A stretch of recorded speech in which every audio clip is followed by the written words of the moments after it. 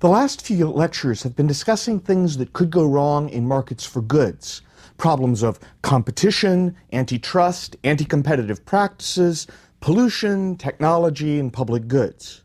With this lecture, we shift the focus a little bit and begin to talk about problems that can arise in labor markets, specifically problems that can arise when some people end up poor and other people end up rich. A market economy uses supply and demand to set prices, wages, and interest rates. It doesn't make any intrinsic judgments about the worth or the fairness or the justice of these outcomes. In such an economy, in the labor market, there are always going to be some people who are unlucky or disadvantaged or disabled or even just plain lazy, who end up with lower income. Conversely, there will be some people who are lucky or advantaged or talented or just extremely hard workers who will end up with additional income or additional resources. A market can easily create great wealth for some while leaving others in poverty. This lecture focuses on the issue of poverty and the government welfare programs that seek to address poverty. The next lecture then looks at the issue of inequality of incomes, which covers the entire range of the income distribution, not just those with low incomes. The starting point for discussing poverty is that we have to define what we mean by being in poverty. What do we mean by the poverty line or the poverty rate? And to get you sort of in the mental spirit for this, I have to take you back to the early 1960s, when Michael Harrington has just published his famous book, The Other America, which offers vivid portraits of what it really meant to be poor. The idea of poverty is very much on the public agenda in a way it really hadn't been before. But government didn't have any official definition of poverty, and there was no clear sense in a policy terms of what it would take to lift people out of poverty. The working definition of poverty in 1963 was that poverty was any household with less than $3,000 in income. But there were no adjustments for, say, the number of children, or whether it was one-parent or two-parent family, and there was no really deep justification for that $3,000 figure, except that it was sort of a nice round number. Well, a woman named Molly Arshansky was working for the Social Security Administration, and she was transferred over to the department which was given the job of defining what poverty was going to be. And she based her definition on two ideas. The first one was, how much did it cost to buy a basic diet? And since that cost of buying a basic diet would vary according to the size of family, then there would be an automatically built-in adjustment for different family sizes. The second notion was that food was 1/3 of the family budget. So Molly Arshansky is working in the Social Security Administration, and remember, Social Security is responsible for survivors' benefits. Survivors' benefits sort of get you into the issue of poverty and what you're going to pay people who are surviving after a spouse has died. Arshansky had previously worked in the Department of Agriculture, where they put together food plans for how much it costs to feed families of different sizes.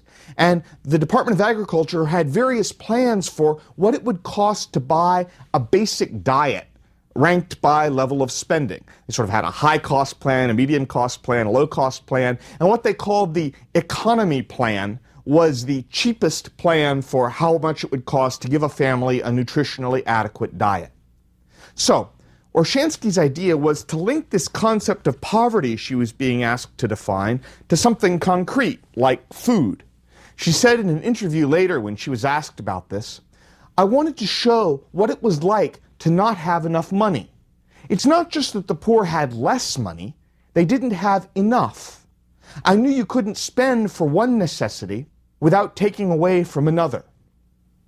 So Arshansky looked at this economy food plan, and she figured out what the economy food plan would cost for 62 different family types, depending on age, number of children, whether it was a single parent or a two-parent family.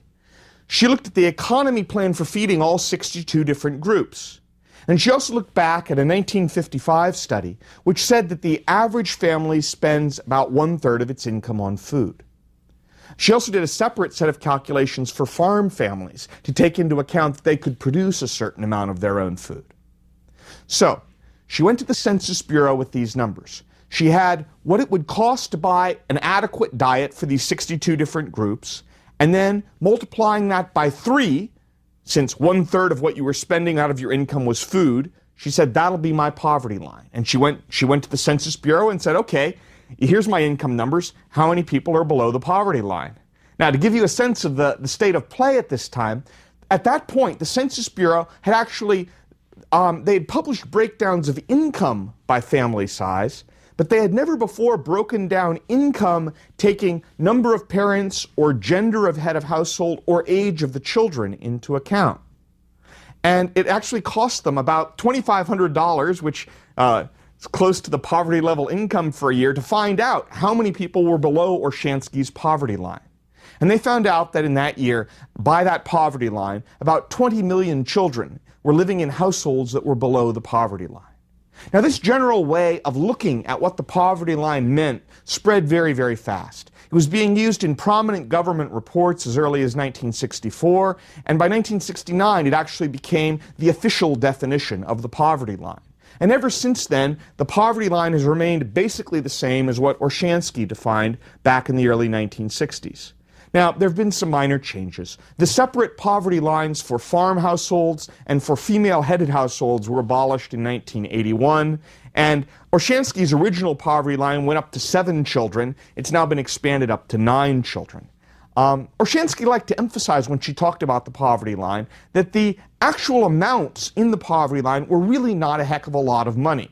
And she would do sort of simple long division to show that. Let me give you a modern example.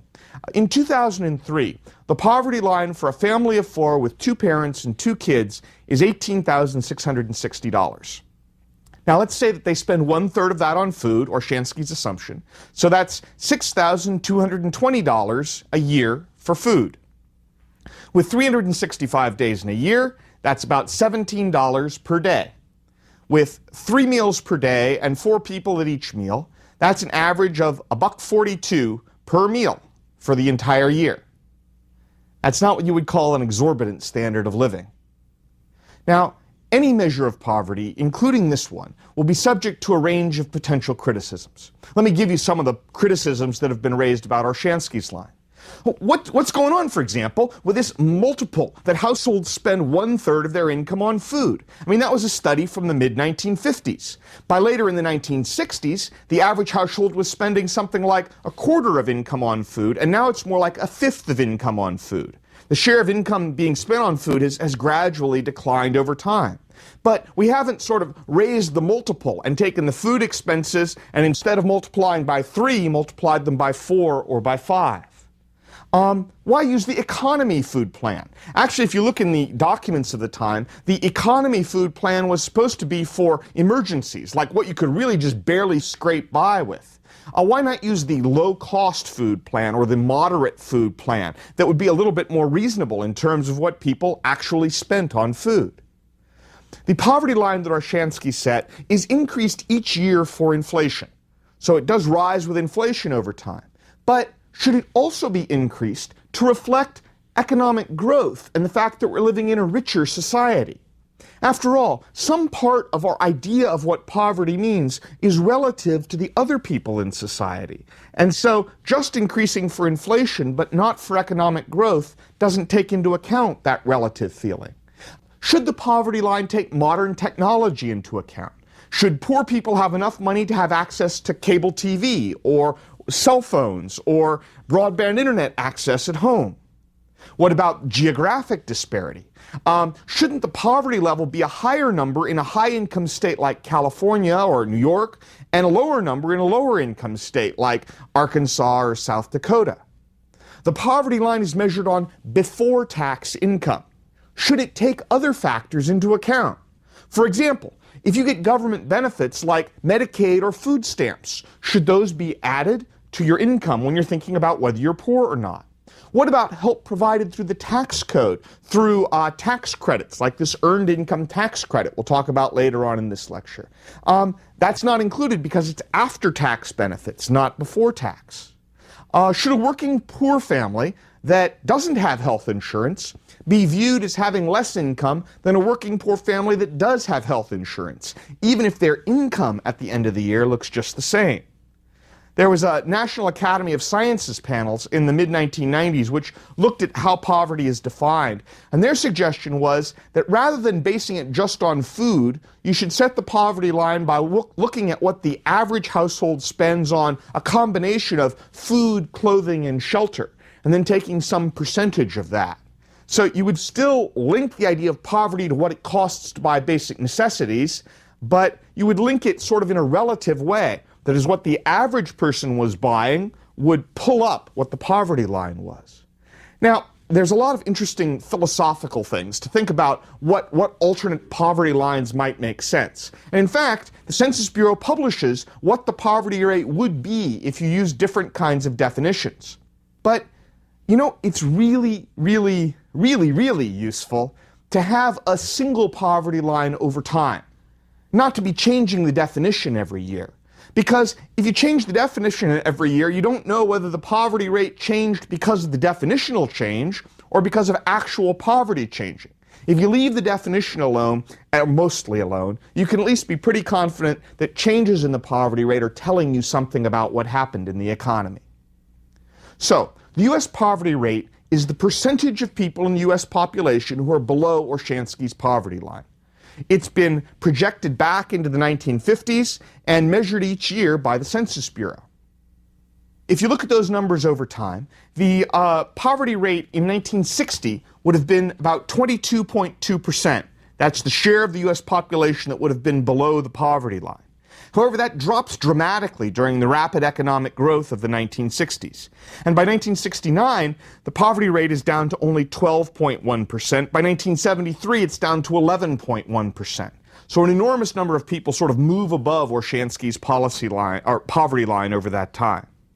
But during the bad economy of the 1970s, big recessions, high inflation, by 1982, the poverty rate is back up to about 15%. And in 1993, although it's fluctuated up and down a little bit, it's still about 15%. During the strong economic growth of the late 1990s, the poverty rate begins to sag down again, and by 2004, it's bounced up a little, but it's about 12.4%. Another way to say that in broad terms is there's a sharp decline in the poverty rate during the 1960s and perhaps into the early 1970s. But since then, the poverty rate really has not changed a heck of a lot. It's sort of been in that range of 15% in bad years with recessions, maybe 12% in good years when the economy's been growing for a while. However, the composition of who is poor has shifted over recent decades. It used to be that if you looked at who are the poor people, back in about 1960 or 1970, you could say in some ways, if you had to describe the poor in a word, you would say it's the elderly, because the elderly were disproportionately poor. But today, with help from Social Security and with help from Medicare and other programs for the elderly, it's no longer true that the poverty rate for the elderly is higher than the poverty rate for the rest of the population. For a while now, it's been true that if you want the group which is disproportionately poor, it's single mother families with children. My immediate reaction to the existence of poverty in a country as rich as the United States is to support government programs to assist the poor. My second reaction is still to give assistance, but also to give some careful thought as to how that assistance is provided and what incentives are involved. And sometimes when I'm thinking about this problem of incentives, I go back to this old statement. Give a man a fish and he'll eat for a day, but teach him how to fish and he'll eat forever. I don't know who actually said that. Some websites say it's a Chinese proverb, but as far as I know, that might actually be from China or it might be from a fortune cookie. But I would argue that when you're thinking about poverty, that statement contains both a great truth and a great dilemma. Now here's the great truth. It's better if people can earn their living than if they just keep getting handouts. Better to teach them to fish than just give them fish. And here's the great dilemma, or what my old philosophy professors used to call a tension. There's a tension between giving people immediate assistance and helping them learn how to help themselves. What is the man supposed to eat while you're teaching him to fish? I mean, it's nice to teach him how to fish, but it's going to take him a while to learn. You're going to need to give him fish for a while he's learning. But if you're giving him fish all the time, why is he going to bother to learn to fish? why won't he just take the fish and not bother trying to learn? Every method of trying to help those with low incomes runs into this fundamental tension, and there's really no way out of it. If you don't help the poor in a wealthy society, it seems cruel and immoral.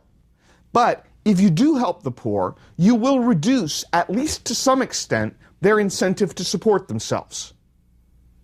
The social safety net shouldn't be a hammock. It shouldn't be something which is hard to climb into and hard to climb out of. Instead, the social safety net should be like that kind of net that's used in circuses to catch trapeze artists. You sort of fall into it and it's soft, but then you bounce up and out again and go back into the real world and into a regular life where you're supporting yourself.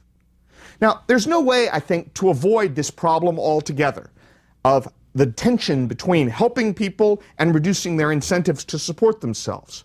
But you can set up programs so this conflict is either relatively large or relatively small. And that's where we get into these issues of incentives. So, to consider the fundamental problem, let's consider a basic proposal. The U.S. government guarantees people will receive the poverty level of income. They just guarantee that. So, family of 4 in 2003, like we said before, will get $18,660. If you earn less than that amount, the government will give you enough money to bring you up to that level, up to that $18,660. Now what could be wrong with this proposal, other than, maybe not being generous enough? But in terms of incentives, what could be wrong with it? Well, let's think about the incentives for a moment. If the family works 0, total income is $18,660, all from the government. Now, imagine one parent gets a full-time job, but it's a low-wage job. They work 2,000 hours during the year. That would be 50 weeks of 40-hour weeks. They earn $6 an hour. So 2,000 hours, $6 an hour, they earn $12,000. And their reward for going out and earning those $12,000 is that total family income is, you got it, exactly the same. $18,660, because the government tops you up to the poverty line no matter how much you earn.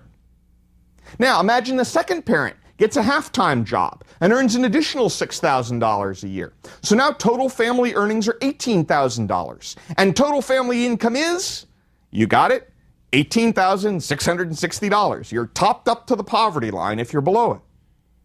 If both parents worked full-time and they each earned $12,000 a year, then the total family income could be $24,000 a year, and they would be above the poverty line.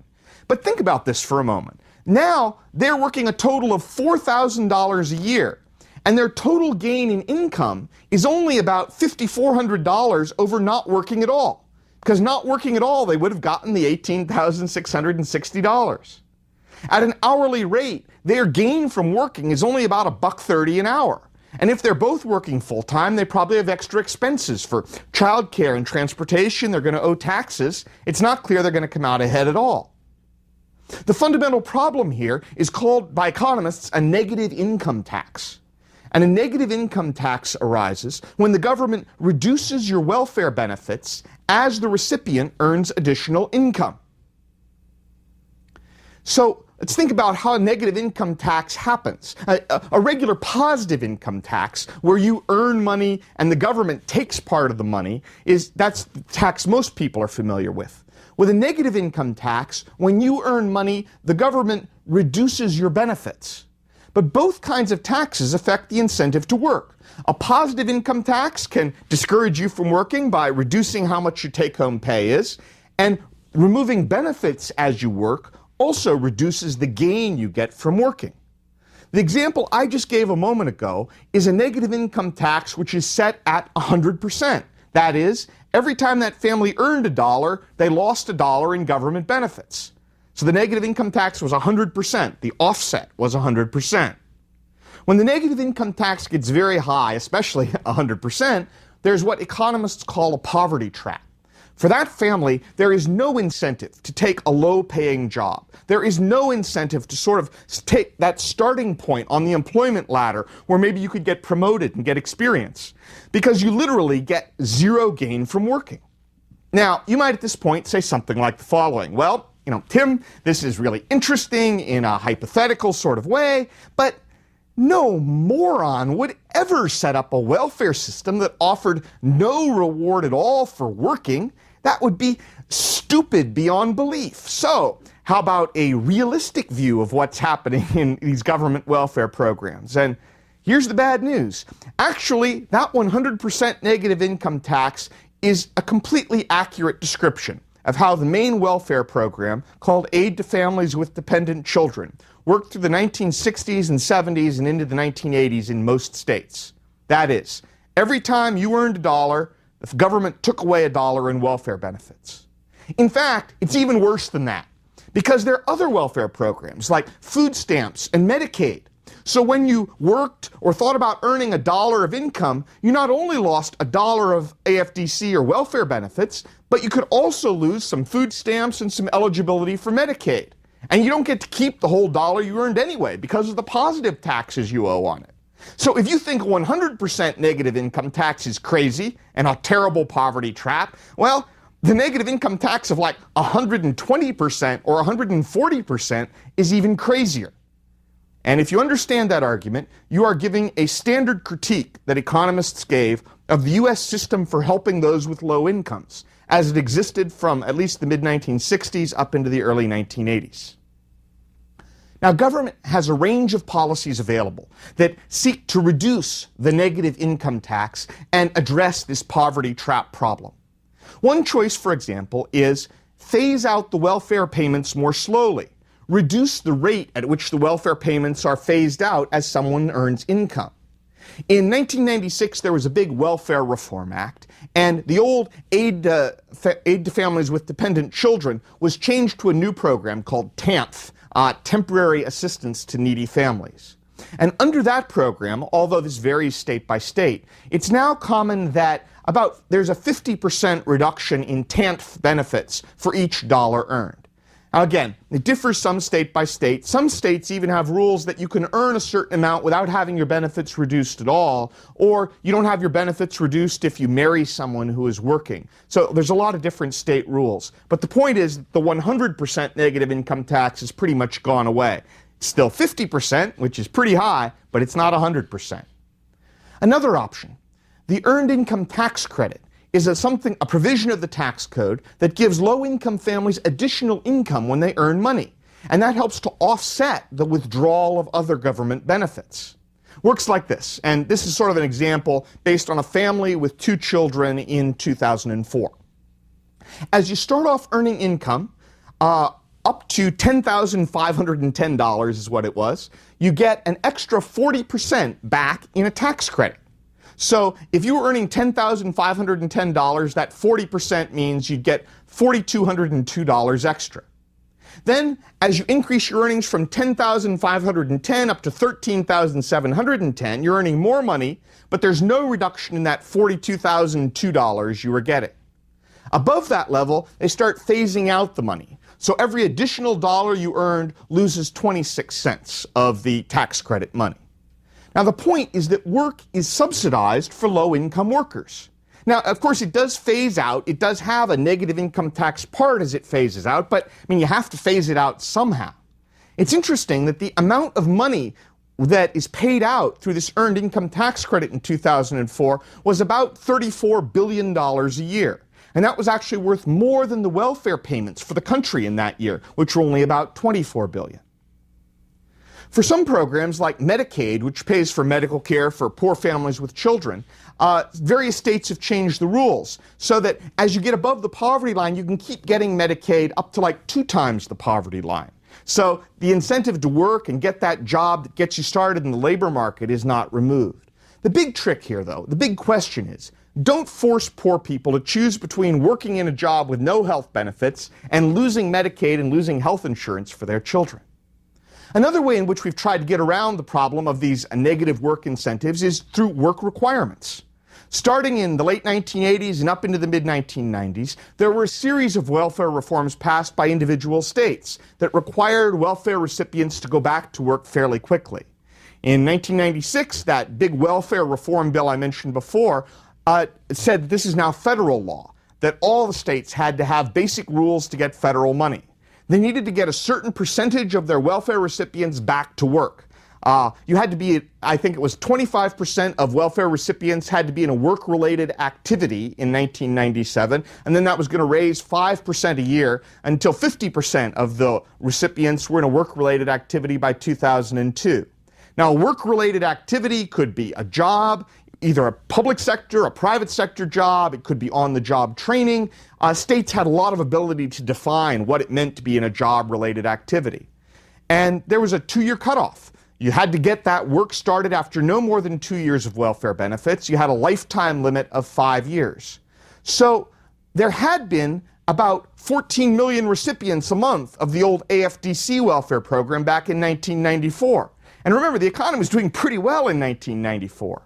After the 2001 recession, when the economy wasn't doing so well, there were actually less than 6 million people receiving TANF. So the number of welfare recipients was just cut very substantially by the welfare reform bill. Now, these work requirements are controversial. I think it's an open question what society is going to do if and when a large number of families with kids hit the wall and they aren't eligible for government assistance. Some of the poor may need expensive services like daycare and transportation to make work possible, since their wages are not likely to be high. But it also seems like a culture of non-work had developed, and at least among some welfare recipients, and the work requirements helped to break up that culture. Yet another way to get around the poverty trap is to provide in-kind help. In-kind help meaning help not in the form of cash, but in the form of some service, like Medicaid, medical services for the poor, or food stamps that can be spent in groceries. But these still create issues of a negative income tax because they are phased out as income increases. The big idea of Medicaid and food stamps is that Medicaid, if you are a poor family with kids, and if you're eligible, then your medical bills are almost entirely paid by the state and federal government. The way food stamps works is you calculate what it would cost to buy the economy food budget. If it would be more than 30% of your income, you can get food stamps to pay for the rest. Food stamps is not really stamps anymore. Most of the time it's now a plastic card, but the name continues on. Those approaches are often politically popular because they seem to promise that the poor won't use the assistance unwisely. They have to spend it on medical care or food. But economists have pointed out that they have incentive issues too. For example, Medicaid can create a problem of what's sometimes called job lock, where you're worried about moving to a different job because you're worried about losing your Medicaid benefits. Maybe the insurance from the new employer wouldn't be as good as the Medicaid you're getting. Food stamps are also, for a lot of people, basically equal to income. I mean, after all, you can use the food stamps and that frees up money to spend on something else. Now, I've mentioned welfare, the TANF program, the Earned Income Tax Credit, Medicaid, and food stamps. But just to be clear, there's something like 80 other programs from the federal government where benefits are tested by income level. So those with lower income get the benefits and they phase out over time.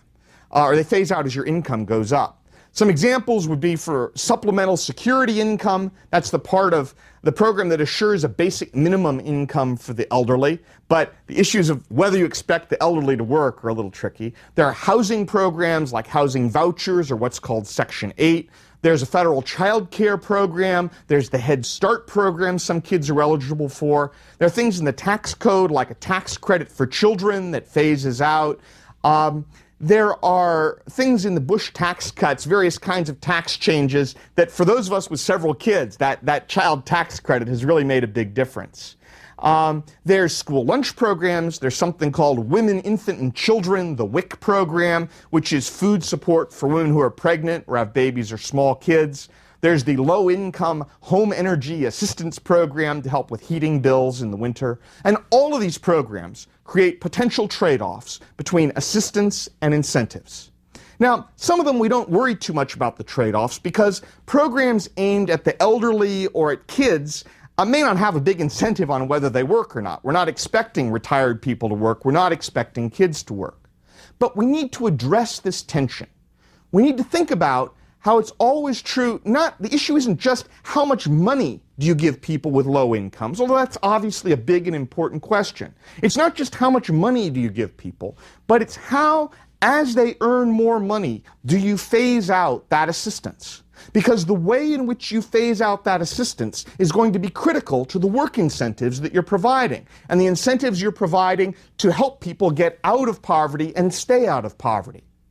The more we think about that incentive problem, the more we think about how assistance is phased out, the more it will be true that we aren't just helping the poor, but we would be helping the poor to help themselves.